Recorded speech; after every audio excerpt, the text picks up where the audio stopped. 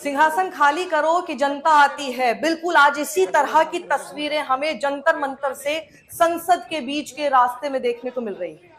और जिस तरह से जैसी उम्मीद थी, पहले लाठीचार्ज और उसके बाद आंसू गैस के गोले पार्लियामेंट में ना घुसने के लिए इस्तेमाल किए जा रहे हैं। लेकिन आप ये जरा सोचिए, पार्लियामेंट में आप नहीं घुसने देंगे, बात आपकी समझ में आती है, लेकिन इतनी सारी तैयारी, इतना कुछ जो आप आज कर रहे हैं, पेपर लीक से बचाने के लिए अगर कर लेते, इतनी जिम्मेदारी अगर तब उठा लेते, इतनी कुछ तैयारी अगर तब कर लेते, इतना सारा सब रिसोर्सेस का इस्तेमाल तब कर लेते, तो ये तस्वीरें आज आपको देखनी नहीं पड़ती।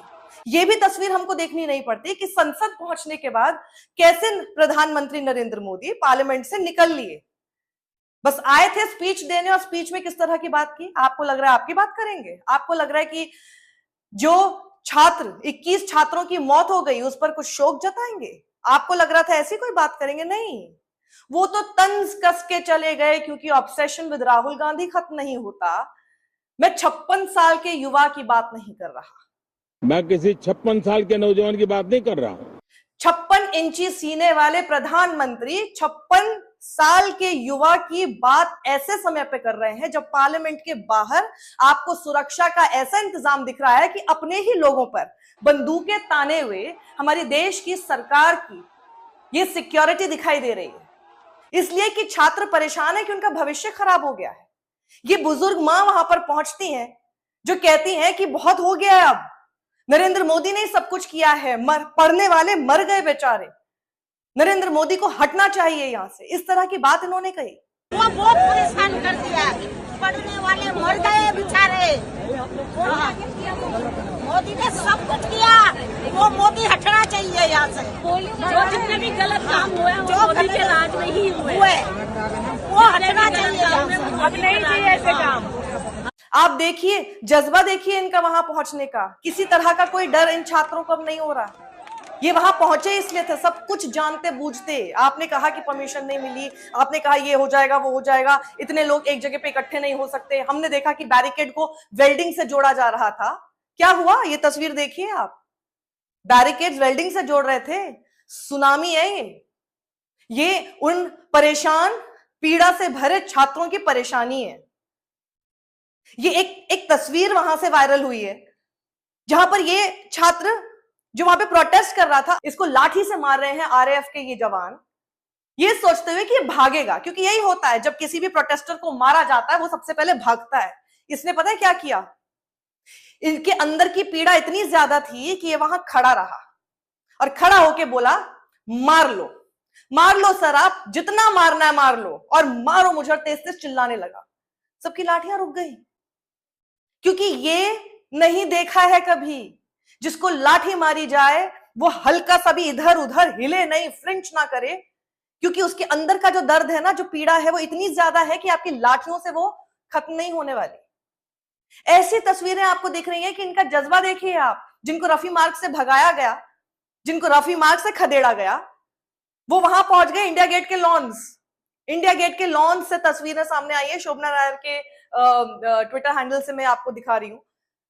वहां पर पुलिस की गाड़ियां, उनकी जो वैन होती है, उनकी बाइक पे सवार आपको पुलिस वाले दिख रहे हैं, लॉन पे चढ़ गए उनको खदेड़ने के लिए। ये इस वक्त तस्वीर दिख रही है आपको। जंतर मंतर से पार्लियामेंट की कूच की तरफ ऐसी तस्वीरें हमें नहीं दिखी। मुझे लगता है कि मुझे लास्ट शायद याद होगा कि निर्भया के समय हमें ऐसी तस्वीरें पार्लियामेंट के बाहर देखने को मिली थी।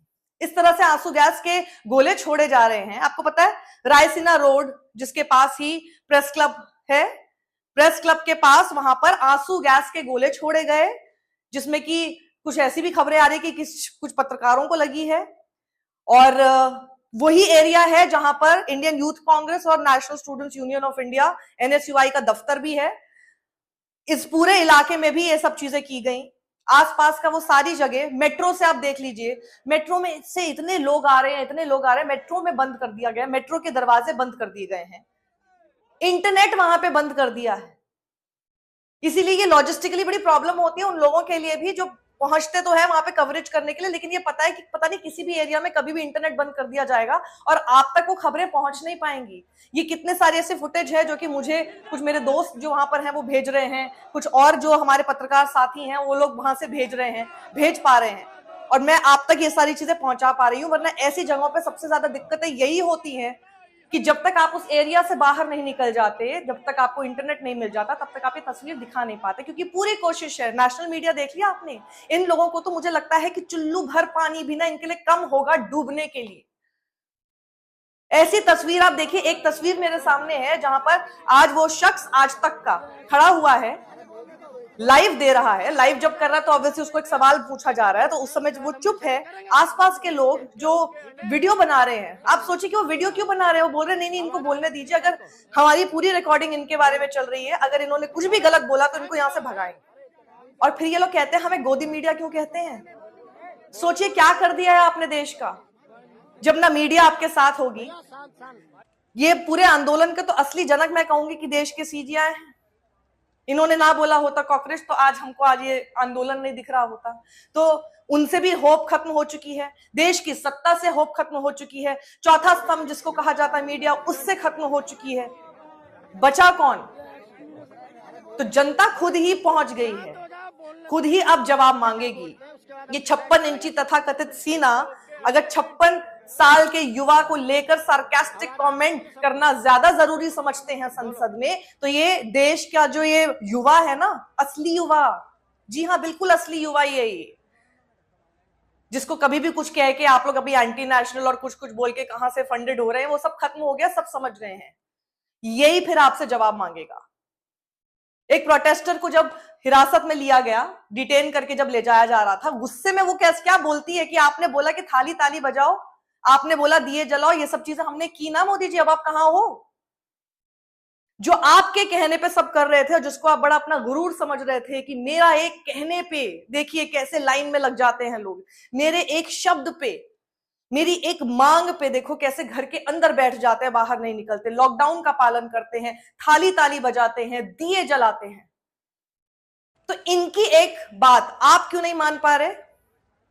एक मंत्री को बचाने में इतना लगे हैं आप, क्योंकि ईगो बहुत ज्यादा है। भाई अगर मंत्री को हटा दिया और अगर पेपर लीक का जो सिस्टम है उसको ठीक करने के बारे में ये एक्नॉलेजमेंट कर दी, तो मतलब आपकी सरकार फेल है आपका, क्योंकि आप ऐसा सोचते हैं। जनता के आगे हम कैसे झुक जाएंगे?